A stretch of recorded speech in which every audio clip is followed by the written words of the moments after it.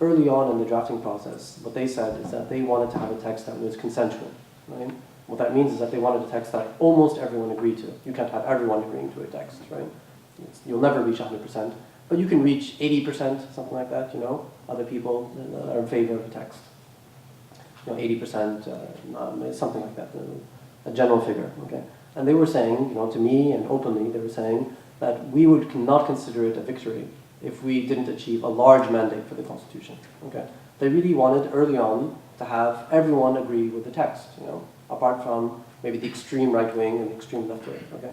In the end, a large proportion of the population was opposed to the text and continues to be opposed to the text for good reason, So why was it a mistake for the referendum to be organized when it was? Is because it was a very divisive moment, First of all, it was divisive because the result was 32% of the population participated in the referendum. So a large majority of the population didn't even bother to vote, okay, first of all. For a constitution, that's not a good thing, okay? This isn't an ordinary referendum. This is to establish the entire framework for the future of your country, okay? So you expect that more people should vote, not less, okay? So first of all, the vast majority of the population didn't vote. And second of all, out of the 32% of the people who did vote, more than a third rejected the text, okay? And that one-third of the text, one-third of the population that rejected the text were concentrated in the major cities.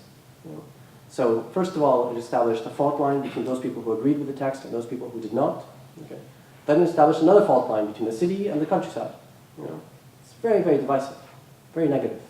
You have people in the cities who engage in this very negative rhetoric about the countryside. Say they're sheep, they have no minds, they're completely incapable of making their own decisions, they're illiterate, they shouldn't be allowed to vote. People say that openly in Egypt. Liberals and secular left-wing people in Egypt are very happy to say things like illiterate people should not vote. They should not be allowed to vote.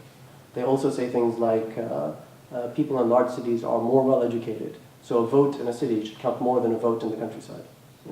And they really think, a lot of them really, really think, that that's actually the electoral system in Europe and in North America. They think that in the United States, the reason why New York has more electoral college votes than Wisconsin is because people in New York are smarter. Okay? So what they say. And when I tell them that's not true, they say, yeah, that's why you have a beard, because you're with the Brotherhood, right? Okay. And I'll shave my beard, and then I say the same thing, right? It's not a problem, So it's really, the whole atmosphere was very, very negative, very divisive. And it's not the type of thing that you should be doing for a constitution. For a constitution, it should be a moment where you're trying to bring people together. Okay? That's why, for me, it was a mistake. But otherwise, the results, did they accurately reflect the way in which people voted? I would say probably. I don't really know. But there was probably some fraud here and there, as there always is. But it wasn't a complete fraud. We didn't just write the numbers without paying attention to the results.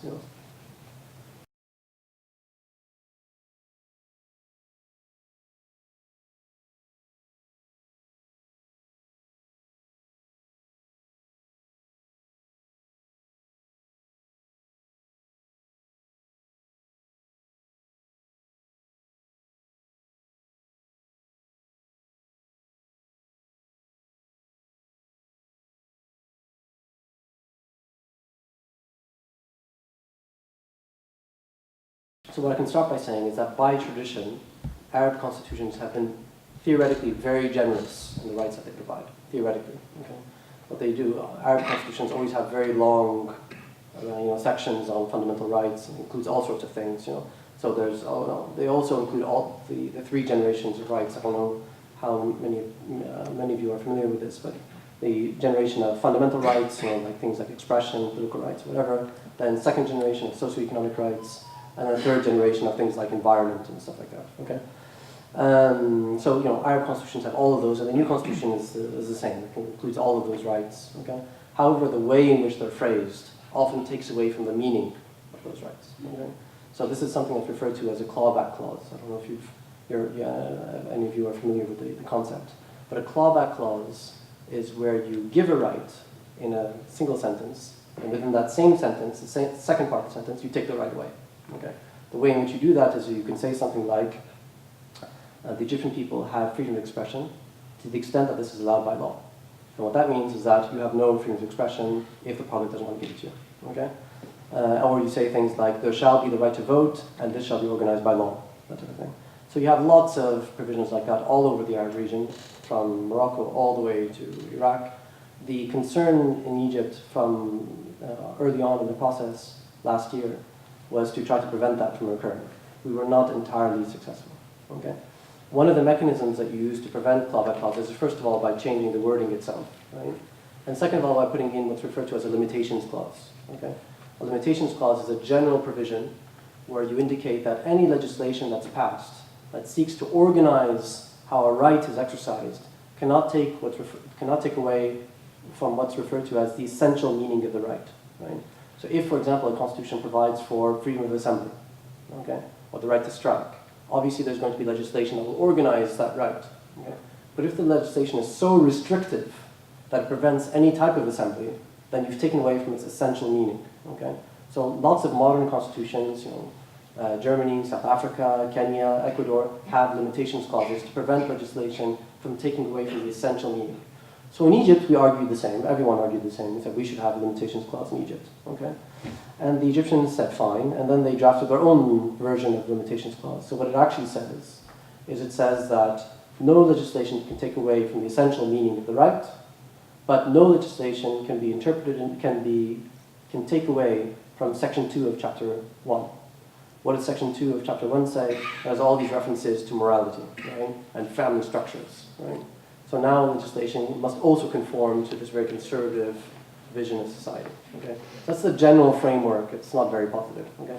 In terms of individual rights, a lot of the rights provided for, the standard ones that you're all familiar with, assembly, association, it's all there, right?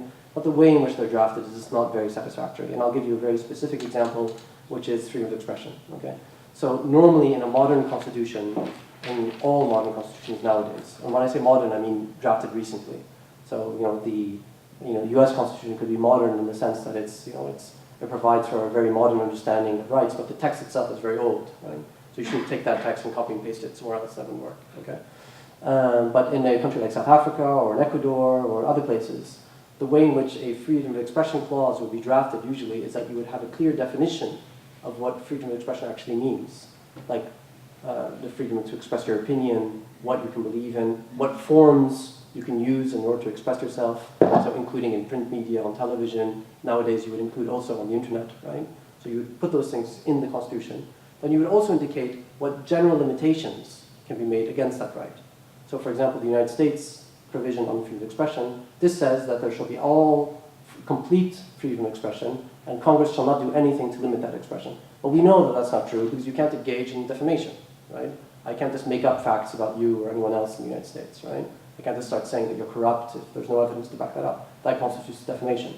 So in a modern constitution, you would indicate in the Constitution that freedom of expression can be limited in order to protect the reputation of others. That's what the European Convention of Human Rights says, for example. Okay? And you would include some other things. So in Kenya, for example, the concern in Kenya is ethnic violence, right? So everyone's very concerned about people calling for ethnic violence. So it's prohibited very specifically. You cannot call for ethnic violence in Kenya. Fine. So in Egypt, what does the provision say? It says that there shall be absolute freedom of expression. Full stop, that's it, nothing else. Okay? I mean, it's not true, it's not honest. It's not honest. It's not honest, That's what it says also in Morocco, okay? We know that that's not true. We know that there are limitations. Put them in a clear way, because the Constitution is supposed to be clear. It's supposed to be the case that anyone can pick it up and read it, particularly the provisions on fundamental rights. You should be able to pick it up and read it and understand what your rights are. You shouldn't have to do a doctorate in fundamental rights to understand what your rights are. That's not fair. Nowadays, it's not fair, okay?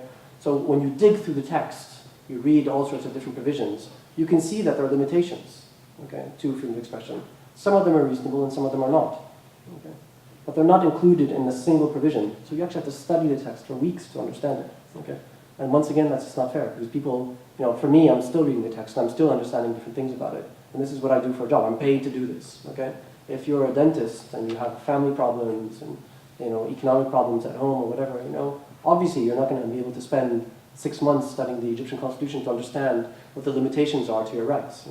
So I'm not very satisfied with the way in which it was drafted. It was disappointing because they could have done a better job very easily. It would basically have taken a few hours to improve it, not more than that. And sadly, they did not.